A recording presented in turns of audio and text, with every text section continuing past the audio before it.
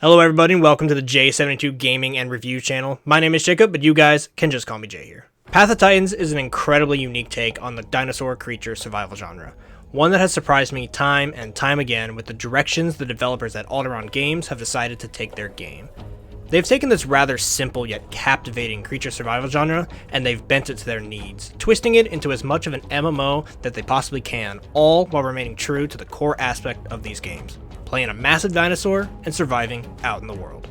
Now, I've been covering Path of Titans on this channel for about 3 years now, so I've seen the ups and downs of the game throughout its development and its updates. But today I wanted to kind of sit down and review this game, to rank this game, and to give it a value, a number, that we can rank it against all other games that I will review in the future. But I also thought that ranking it out of 10, or ranking it out of 100, that just seemed kind of boring, kind of usual, kind of basic. And then I thought, this is the J72 Gaming channel. 72 is really important to me. It's my favorite number. Let's rank it out of 72. Now, I've devised a ranking system today that is going to start a long series of mine here on this channel, the Rule of 72. This ranking system will allow us, over time, to see how all of our favorite games, both shiny new titles, as well as some older classic games that we can go back and look at, and pretty much everything in between, will rank next to each other. Is Path of Titans going to be higher than, I don't know, say Super Mario? Halo? Tetris even? Okay, I don't know about some of those games, as those are pretty heavy hitters, but what about compared to The Isle? Now, I've already done a few comparison videos between these two games, and now it's time to finally test these games on their own and give them a hard number grade. So the Rule of 72 ranking system is going to work like this. I've broken the 72 points down into 7 categories of 10 points each. These categories are all the major areas I believe a game should be ranked and graded on, and I try to be as fair as possible with the ranking based on my experience with each title that we review. Let's cover each of these 7 categories real quick. First and foremost for a game, the gameplay. This is simply how much fun it is to play the game. A game can have horrible graphics and story beats, but if playing the game is fun, it's going to get a high gameplay rank. A 10 out of 10 example is Rocket League. Second up is the game's story and lore, or in the case of a few simple games with neither of those, it's simply the setting and or atmosphere of the game. The vibe, for lack of better terms. A game with a compelling atmosphere to immerse yourself in will receive high ranks. 10 out of 10 example, The Last of Us series. Third is a rating based on the game's performance quality. Now this could simply be about how well the software handles the PC or console, but I'm going to also make it about how well it feels for the player to control. If the UI is clunky, the characters move like boats, or maybe the keybind controls are convoluted and silly, well, those types of games will get low ratings. 10 out of 10 example for this, Mario Kart 8. The fourth category of 10 points is going to be this game's graphics and visuals, but I'm someone who fully enjoys a stylized game as much as the top of the line, new flashy title, so don't worry about retro games always getting a low score. If a game has style and a crisp look to it, it can easily be a 10, even if it looks like it was from the 8-bit era. A 10 out of 10 example, GTA 5. Now the fifth category is one of my favorites, and that's the game's audio. This one's a bit more unique based off of each game we will cover, but it can include anything from the game's dialogue, ambient background noises, or soundtracks. A 10 out of 10 example, Red Dead Redemption 2. Sixth topic to rank is going to be about the game's community or multiplayer aspects. This category covers both how well a game is suited and executes on being multiplayer, if it claims to be one, and it ranks the communities based around the game. Some games like the Pokemon series have a very welcoming community overall, with lots of love spreading well beyond the original, mainly single-player games. But some games can have a lower score if they fuel a toxic and nasty environment, such as some MOBAs or other online games. 10 out of 10 example, the Pokemon series. And now our last group of 10 points goes to how well the game is replayable, or how much value the game can hold if it's a single playthrough game. Now this category is harder to explain than the others, which is why it's reserved for last, but it generally ranks the game overall with a focus on how much your time in-game is valued, the effort required for it to be enjoyable, and how much replayability a game possesses. A 10 out of 10 example, I think, is Tetris. Now once we have those 7 categories all ranked out for us, we will have 2 more points to go, the 71st point and the 72nd. The 71st point is going to be awarded to games that I think are worth your time to really sink your teeth into. If a game is worth completing the story or worth reaching max level, it will get the point. Some games can have a decently high score, but still might not be worth to fully beat. Mario Kart is an amazing game to play, but do I think you really need to complete it? Well, maybe not. The 71st point is awarded to those games that are worth 100% of the content packed inside, a prestigious point that only highly valuable games will attain. And finally, this brings us to the 72nd point. And this point, folks, is my point. I think if a game is worthy of being amongst my favorite games of all games, then it will receive the 72nd point. I'm sure there will be a bunch of games that get a very high ranking, but only ones that really impress me will get this final golden star of a point. Alright everybody, with all those categories laid out, let's get to what you guys clicked on and rank Path of Titans between 1 and 72. So make sure you go sit back, kick back, and grab a snack because it's time to get into the video. Enjoy.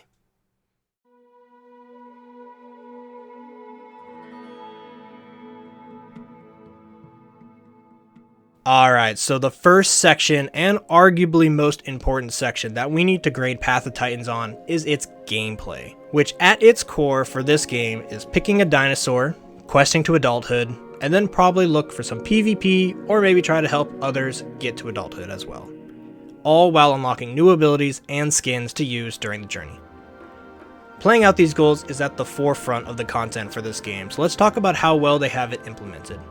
The main thing we need to discuss here really is the questing system. See, for most creature survival games, your creature will grow over time, passively, while you roam the map trying to survive, looking for food and water along the way. Well, Path of Titans has decided that in order to grow in their game, you're going to have to do some quests. This system for growth has some ups and downs, and honestly I do think it is a really cool idea that makes the game very different from other creature survival genre games. But sometimes picking up pine cones or sticks can get very repetitive, and I have heard many fans cry out that this is easily the most off-putting aspect of this game for them.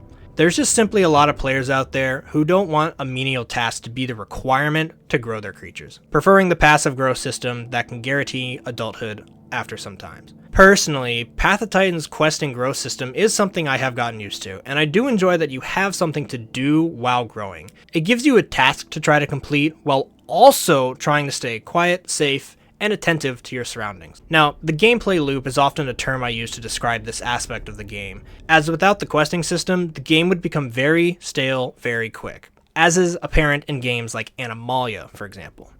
Having the loop of trying to stay safe while trying to find food while also trying to complete something, in this case quests, really does a lot for the game. It promotes players moving around the map to new questing zones and thus fueling interactions between players that can lead to a hunt, a chase, or a good old fight to the death. I think it's really worth focusing on this aspect of Path of Titans, because I think this is the gameplay decision that really sets this game apart from its peers. But honestly, this is just how things play out on official servers. And if we were to be grading everything the game has to offer on gameplay, well, it would be a crime not to mention the modding and community server scene for this game. Now, because people can set their own rules on community servers, they can take away the long grinding of quests required on those officials. So ultimately, no matter which way you want to grow your dinosaur, and no matter which type of server you would like to play on, Path of Titans does offer you these options. And that's going to go a long way for me when I think of a number out of 10 to rank it on its gameplay.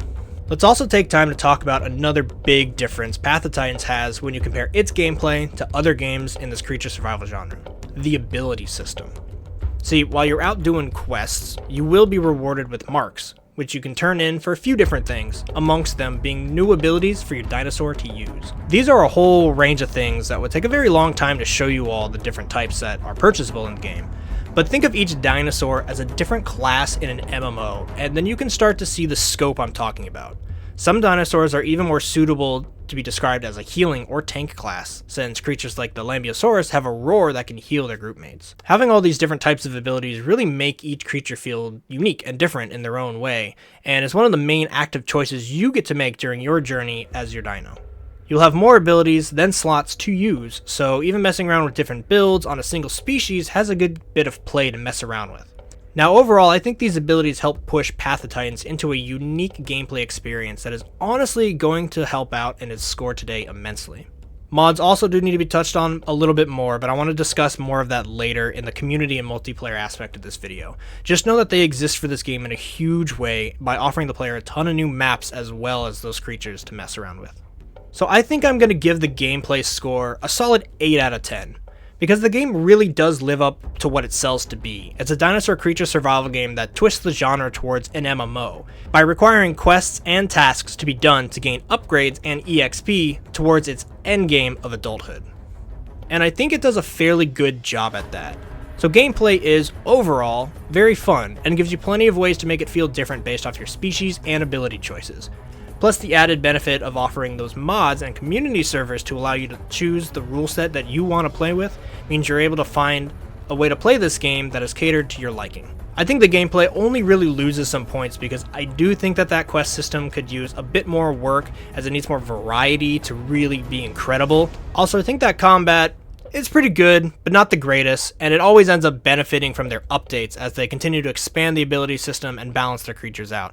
But sometimes it's a bit dissatisfying due to the controls, which we will get into a little bit more later.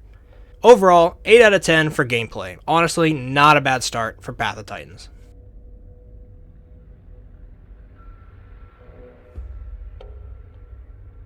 Alright, now let's try and give this game a rating based off its setting, story, and lore.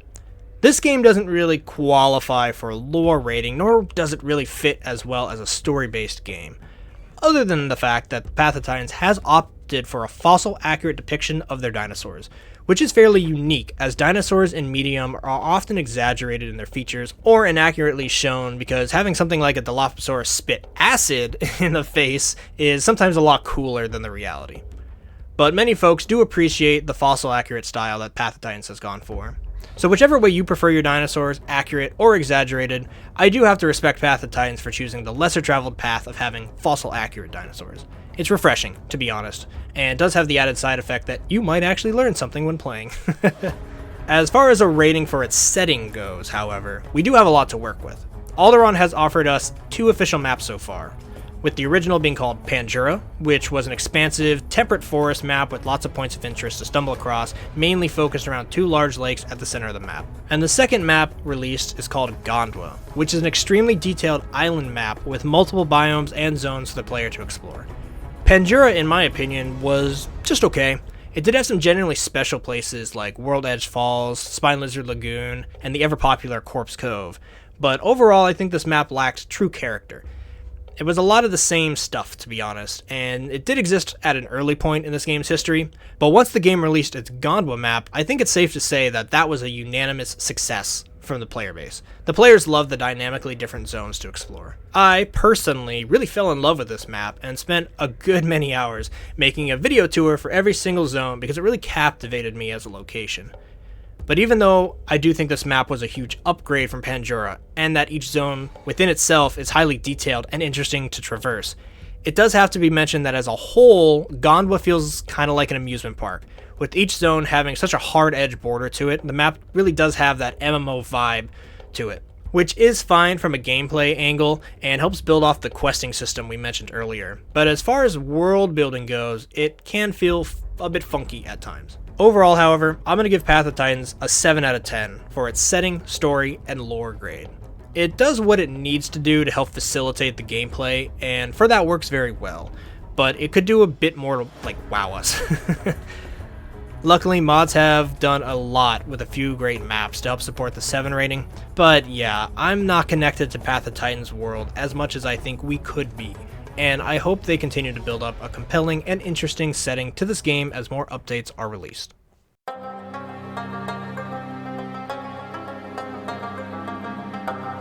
Performance time. This section is all about how well the game runs, both for the system, but also the user. So let's start with how it feels to play. Controlling your prehistoric beasts feels pretty good, and it's only gotten better over the years with those new abilities being thrown into the mix. Abilities that have changed how the creature controls have felt really impactful when growing a dino. The charge ability, for example, that creatures like the Paki or the Pycno and some of the Ceratopsians get, can obviously be used to deal serious damage in combat, but also just using it to get around the map has been pretty swell. The Megalania also has abilities that allow it to spec into being subaquatic, so abilities like that have done a ton for how well the game feels to control, as more options to make each creature feel unique have done a lot to make the game feel full. I'd be remiss, though, if I didn't take time to talk about the precise movement system in this game. Now, with this form of movement, a player can hit a button, X by default on PC, although I've always changed mine to left alt to feel better, but hitting this button will cause the creature to move in a much more accurate fashion. Driving some of these creatures can feel like you're moving a boat. They go straight and they go left and right pretty well, but when you need to reverse or strafe, well, that's when you're going to need to use precise movement to get a real good hold on your creature. Now this movement system works fairly well, but I do have to say it can feel pretty clunky, and it took a good long time for me to be comfortable enough to use it on a daily basis. Fights in this game are also fairly well done, even if at times they can feel pretty clunky too. The game does have body collision, which may sound like a no-brainer to those of you who may be unfamiliar with creature survival games, but a lot of these creature survival games can lack collision, causing fights to be all about running at, through, and past your prey as you damage them. Collision, luckily, does exist in Path of Titans, and so combat is more about using your creature's speed, size, or abilities to survive and get the kill. How fights play out based on the creatures involved is a fun aspect of this game, one that rewards the players who have a strong knowledge of all the creatures and their abilities, but also one that rewards a player who has spent a lot of time with their specific creature, which is easy to do based on the long growth times on official servers. The choices of how combat plays out is more related to the gameplay score of this game, which I have definitely taken into account, don't worry. So let's bring it back to the performance. Grading the game based solely on how the controls feel, and I'd probably give this game a solid 7.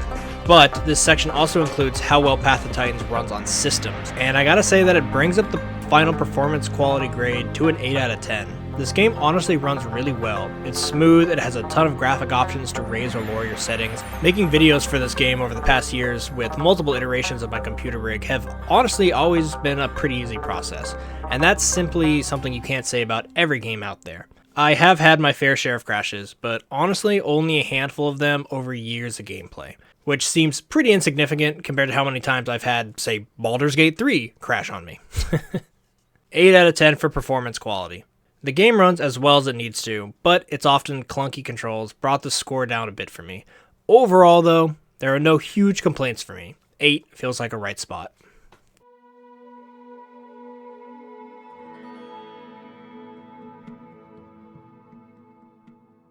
Take a look at this game, guys. At this point, Path of Titans has fully upgraded to Unreal Engine 5, which comes with all those glorious graphic grades that UE5 is so well known for. So being in a beautiful gaming engine is really going to help boost this graphics grade here, but keep in mind what I said at the start. The graphics grade is also visuals and style, and the Path of Titans has gone for an interesting style. I describe the look as a realistic take on the dinosaur world with just a dash of cartooniness. And yeah, cartooniness is going to be a reoccurring adjective I use here in this segment. But what I mean is that the creatures in this game are accurate to their fossil records, yes. And even the world is designed in a way to make it feel like a realistic simulation. But it still doesn't take that giant leap towards photorealism like its peer of a game, The Isle, does. Some people may immediately disregard games that display a bit of cartooniness in their design, but I can appreciate it that it sets a consistent style and vibe in the world around it. And so while Path of Titans may not have the most cutting-edge photorealistic graphics the world has ever seen, I don't think it cares to. And there's a charm to games that know what their vibe is and stick to it. With all that being said though, the dash of cartooniness that Path of Titans has allowed to season its vibe has not held back the stunning visuals UE5 is able to produce.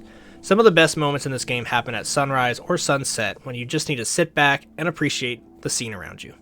So honestly, I think another 8 out of 10 is a great grade for this game's realistic cartooniness vibe. I could harp on why it doesn't get a 10 out of 10 due to little things like water being fairly basic, some zones and weather just being meh at times and kind of gray toned, but I think you guys get my point. It's great, just not the type of world that I'm going to brag to my friends about how crazy the graphics and stylized world it is.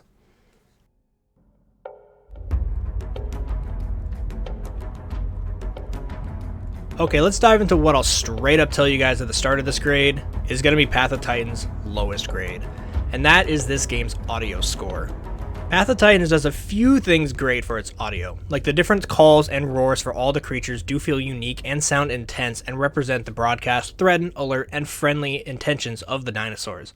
But I think that's all I can really boast about when it comes to the audio. The thing that really gets me in this game is that the roars don't travel very far. You don't get moments in this game where you stop and hear a T-Rex roaring way off in the distance, because basically if you hear a T-Rex roar, you're probably pretty close enough to see it. This makes the audio system in the game feel, very video game-ish, I guess, for lack of better terms. It takes you out of the immersion and makes you remember that you're playing a game. So for combat, and knowing who or what is closely around you, sure, it's a combat advantage, and the developers may have intended to keep the roar distance close for gameplay balance reasons. But I don't know, man. It just doesn't excite me very much. I love to hear that T-Rex call far off in the distance, maybe slightly muffled or distorted due to the long distance, and only does it get clear and loud when it comes closer. I keep bringing up the Isle in this review because I think it does a lot of things specifically much better than Path of Titans, and the Isle's audio is impeccable, largely due to this difference in how the range of roars plays out. Honestly, this lack of audio immersiveness goes as far as putting a bit of hindrance in the game's overall gameplay enjoyability. You also hear nearby footsteps from a far distance away, making the combination of loud footsteps and overall quiet roars very odd. Now, not only do the roar distance not really excite me in Path of Titans, but it's ambient audio, which is super important in a game where you spend most of your time kind of walking through a quiet forest setting, just listening for the sounds of other players. Well, the ambient audio is quite lackluster. I mean, it's fine. It's just, I don't know, it's just fine. It's got some birds and wind, and it does change its ambience based off the biomes you're in, but it's fairly simple and noticeably kind of on a loop if you pay attention to it. The new map of Ganwa did help upgrade the audio of Path of Titans compared to the old map of Pandura, but not quite enough for me to be super happy about its quality. Now, I was going to give the audio score here a 5 out of 10, but during the writing of the script, the Pounce update dropped, and actually added in more music to the game. And this music is fairly good, and sets the tone and vibe based off of which biome you're in. So because of that, I am going to raise the score up to a 6. But overall, the sounds in this game are just fairly average, and could use a ton of work to create a more immersive and enjoyable gameplay experience.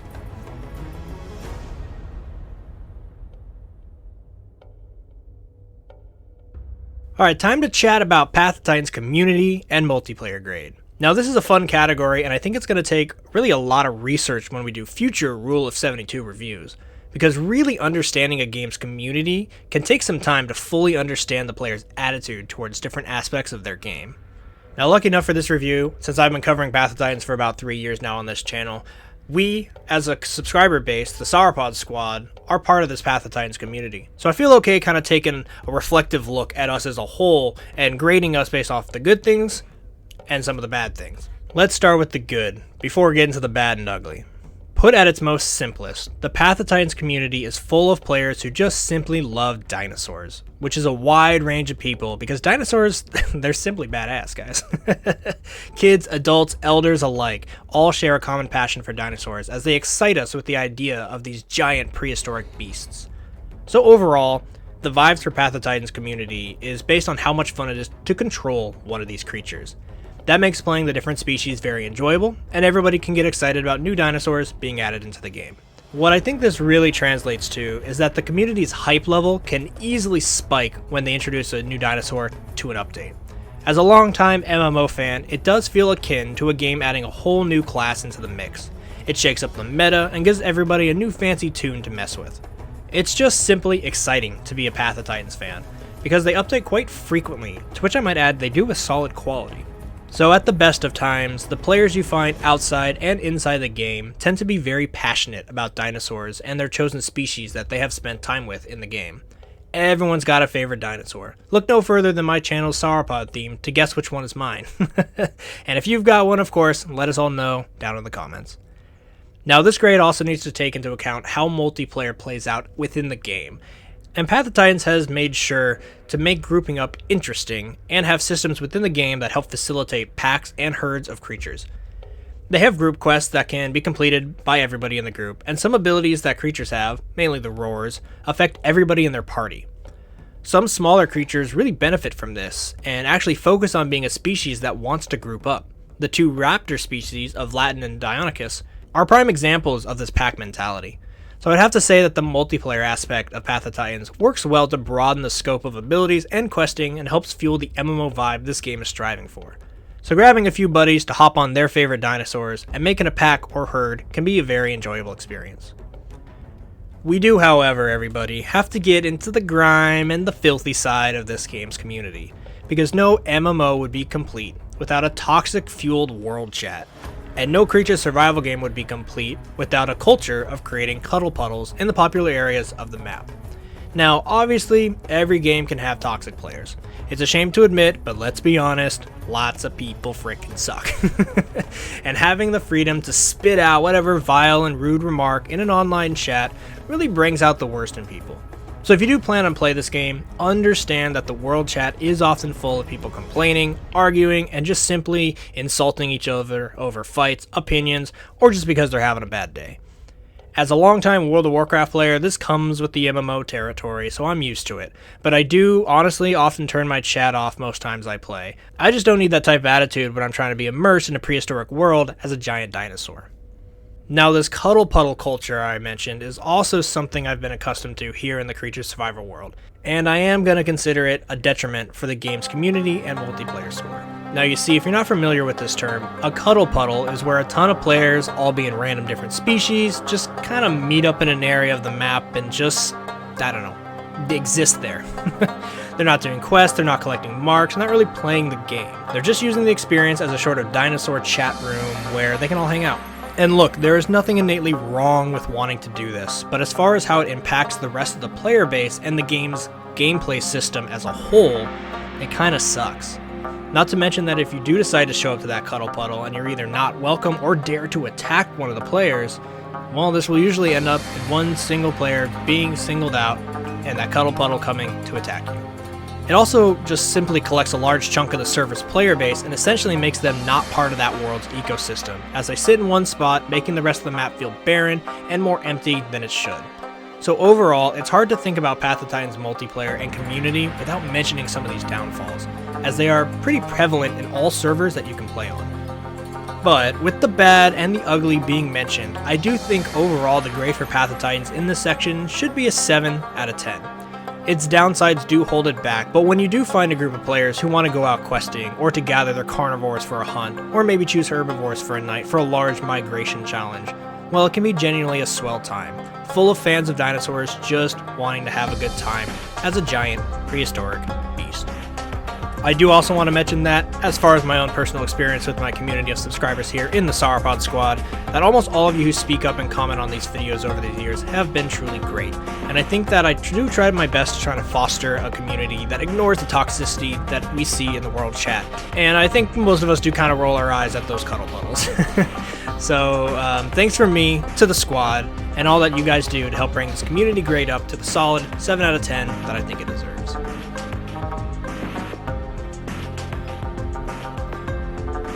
Time for our final category, this game's value and replayability. Now, like I said at the start, this category is generally ranked on the game overall with the focus on how much your time in-game is valued and how much effort is required for it to be enjoyable, as well as how much replayability the game possesses. So for Path of Titans, it really comes down to the value of its replayability, since as an MMO, at its core, should be close to incompletable. This isn't a game that you're going to pick up once, play through a creature's life for 10 or 20 hours, and then call it good once you roll credits. No, it's a game that continually evolves over time with updates and new creatures being added, thus adding more value over time and driving up that replayability.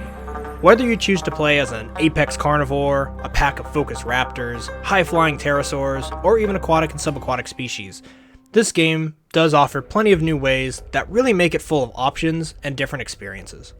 So that's really going to help the score. But at the same time, each creature does kind of start to feel the same in regards to the fact that you're going to be generally doing the same quests, on the same map, with the same amount of time it takes to get to adult for each creature. So while there is replayability in the number of species, we've got to be honest with ourselves about how many different species the average player is going to try and want to complete. Now I think that yet another 7 out of 10 is another solid ranking for Path of Titans' value and replayability. You get what you signed up for. It's an MMO that hosts tons of different options to play through, but each iteration after your first playthrough will have a lot of strands of similarity in its design as you complete the same quests every time. So I honestly think a 7 out of 10 represents Path of Titans fairly well, as it's a game that is definitely worth its value to play, but it still strives to achieve that 10 out of 10 score. Alright folks, that is it for all the categories, and after getting an 8 for gameplay, a 7 for settings and lore, 8 for performance quality, 8 again for graphics and style, edging out a 6 in audio, 7 community and multiplayer score, and a 7 again for value and replayability, it currently stands at a score of 51 out of 72. A fair score for a fair game, I think. But wait, we've got 2 more points to possibly award here. Point number 71, I said would be awarded to games that I think you all should complete. Games like the story of Red Dead Redemption, or completing all the trophies for the Spider-Man games. These games hold so much value and respect your time so well that they deserve another completionist point. But sadly, no. I don't think Path of Titans needs to be fully completed at this time.